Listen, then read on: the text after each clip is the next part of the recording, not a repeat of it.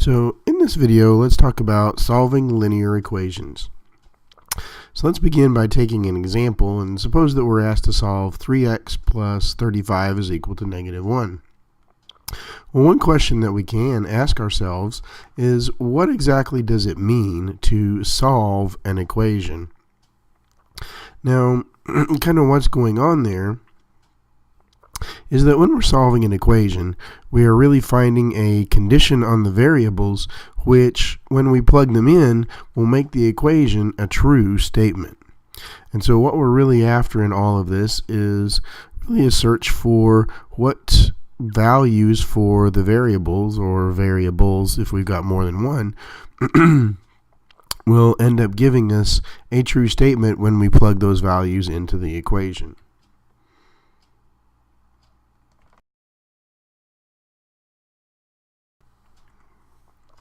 And so in really finding a condition on the variable, one thing that's going to be necessary is that we've really got to figure out what is actually being done to the variable. And so kind of coming back to that example as before, if we had 3x plus 35 is equal to negative 1, and we let x equal to 2, when we plug 2 into the equation, what we find is, all right, so now what are the steps necessary when we plug that 2 in? And so kind of going back to our orders of operation, we're going to see that multiplication is done first. So we've got 3 times 2, which is going to give us 6, plus the 35 is equal to negative 1. So the first thing that's done to x is that we multiply by 3. Well, then we can add our two numbers together. And so 6 plus 35 is going to give us 41. And so our kind of final expression that we have is the statement that 41 is equal to negative 1. Now, of course, that's going to be a false statement, and so what that means is that x equal to 2 is not going to be a solution. But in kind of plugging a value in and seeing what happens, we do figure out what the steps are in what's being done to x. First, we're going to multiply by 3, then we're going to add 35.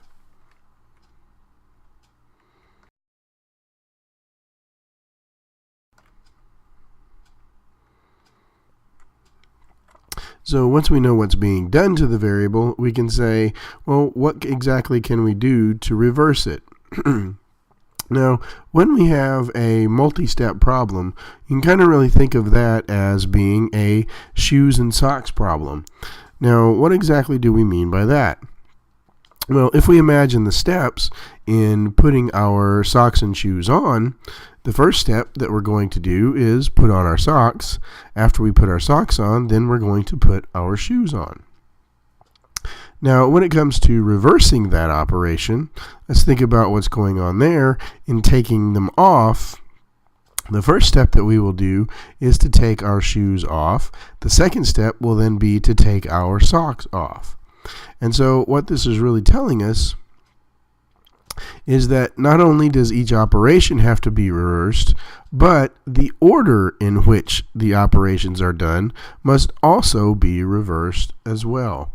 And so for putting shoes on, we take shoes off, but then we reverse the order. What came first comes last when we reverse it. What came second becomes first when we reverse it.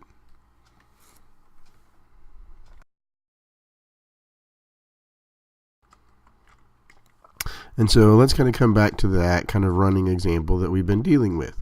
If we have 3x plus 35 is equal to negative 1, we can begin by asking ourselves the question, what is done to x? And then we ask ourselves, what exactly do we have to do to reverse that? And so if we imagine plugging a value in for x, the first thing we know we're going to do is multiply by 3, and then we're going to add 35. That order is really just given by our order of operations. And so if we multiply by 3, then we add 5. When it comes to reversing those steps, the first thing that we're going to do to reverse that is to reverse the last thing that we did. So instead of adding 35, we're going to subtract 35. Instead of multiplying by 3, we're going to divide by 3. Now, if we go through it, actually carry out those operations, we start with our 3x plus 35 is equal to negative 1. Then we can subtract 35 onto both sides, and so what happens over here on the left side, our plus 35 and our minus 35 cancel each other out, so those will completely go away, and we'll be left with our 3x is equal to minus 1 minus 35 is negative 36. So we've reversed adding 35, so we've subtracted 35. Now we need to divide both sides by 3. Well, if we divide by 3 on the left, it's going to give us 3x over 3 and negative 36 over 3, which leads us to an answer of x just being negative 12.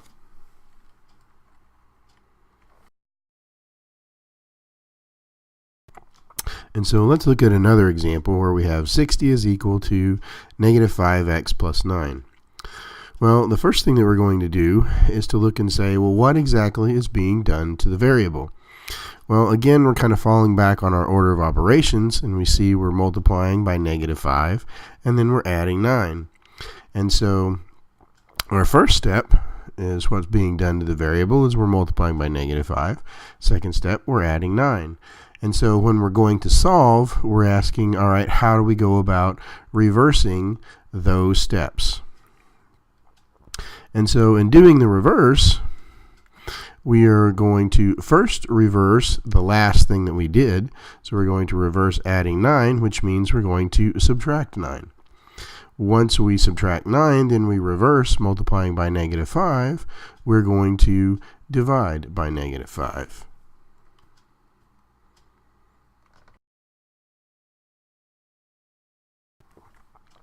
And so actually carrying out those instructions, we're going to start with our 60 is equal to negative 5x plus 9.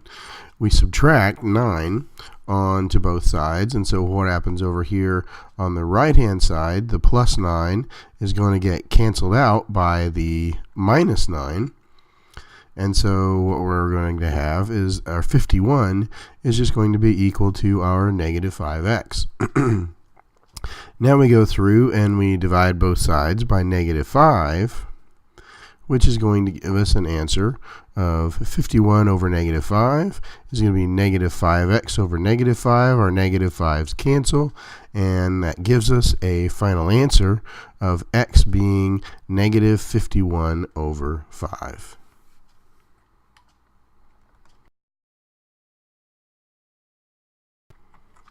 So looking at another example, suppose we have an equation where we have x plus 3 divided by 7 is equal to 9. So as always, our first step is to say, all right, what exactly is being done to x? Well, in this case, the first thing that we're going to do is, because of that grouping symbol, we're going to add 3. So that's our first step, and then we're going to divide by 7. So when it comes to reversing that, the first thing that we're going to do is we're going to multiply by 7, and then we're going to subtract 3. And so if we actually follow through with those operations, what happens? Well, we're going to begin by multiplying by 7 on both sides. And so our 7 on the left in the numerator cancels with our 7 in the denominator, to give us just x plus 3 is going to be equal to 7 times 9 gives us 63. So now we want to subtract 3 onto both sides. So if we x plus 3 minus 3, and then 63 minus 3, our plus 3 cancels out with our minus 3, leaving us with a final answer of x is equal to 60.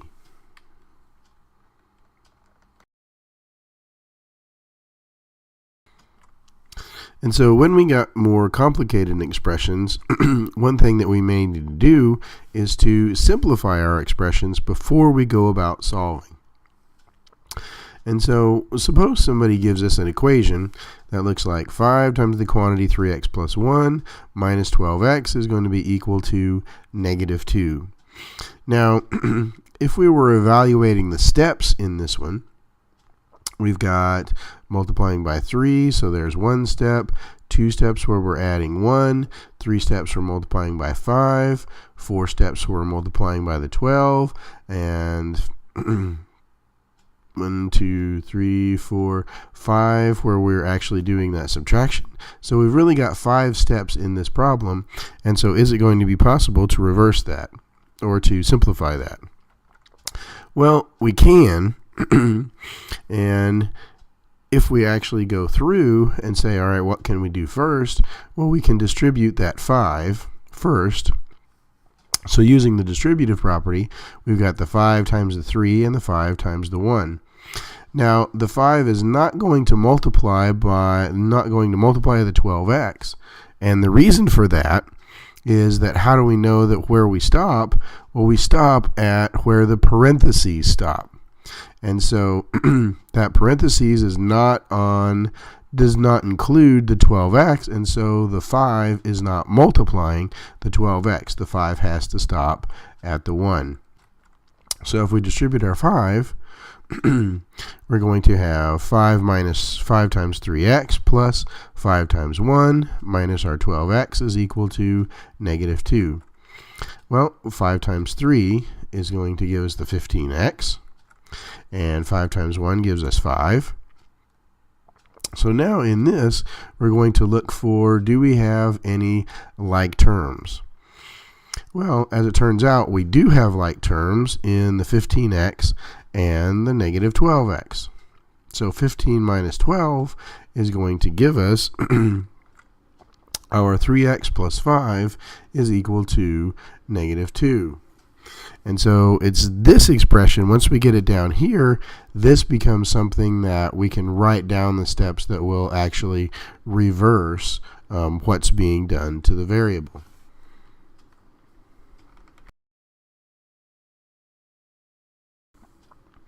And so we're going to start with our 3x plus 5 is equal to negative 2. And what's being done to x? We're multiplying by 3, and then we're adding 5. So to reverse that, we'll subtract 5 and divide by 3. Well, if we subtract 5 on both sides, we get our 3x plus 5 minus 5 is equal to our negative 2 minus 5. And so that plus 5 minus 5 cancels out to end up giving us our 3x is equal to minus 2 minus 5 is going to be minus 7. Okay, so we've reversed adding 5. Now we reverse multiplying by 3. So we want to divide both sides by 3. So we've got our 3x over 3 is equal to negative 7 over 3. Our 3's cancel on the left-hand side, giving us a final answer of x is equal to negative 7/3.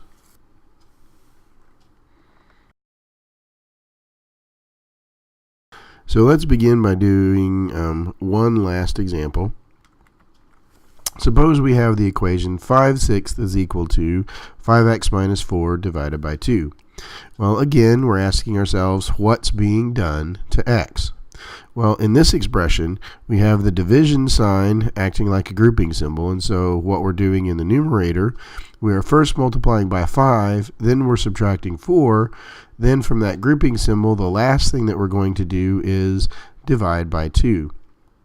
And so when we want to reverse that, the first thing we're going to do is multiply both sides by 2.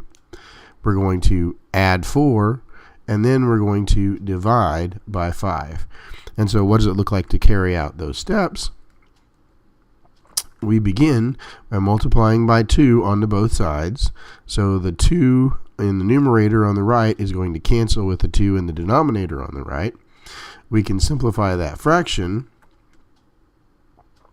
so that the 2 cancels with a 2 in the 6 to give us a 3. The 2 on the right in the numerator cancels with the 2 on the right in the denominator. And so we have an answer of 5/3 is equal to 5x minus 4. So now we want to reverse subtracting 4. We want to add 4 onto both sides. And so if we do 5/3 plus 4, is equal to 5x minus 4 plus 4. The minus 4 and the plus 4 is going to cancel each other out. The 5/3 plus 4, kind of getting a common denominator, putting those together, is going to give us a 17/3. And then what that gives us is our 17/3 is equal to 5x. Now we reverse multiplying by 5 in that we divide both sides by 5. But dividing both sides by 5 is the exact same thing as multiplying both sides .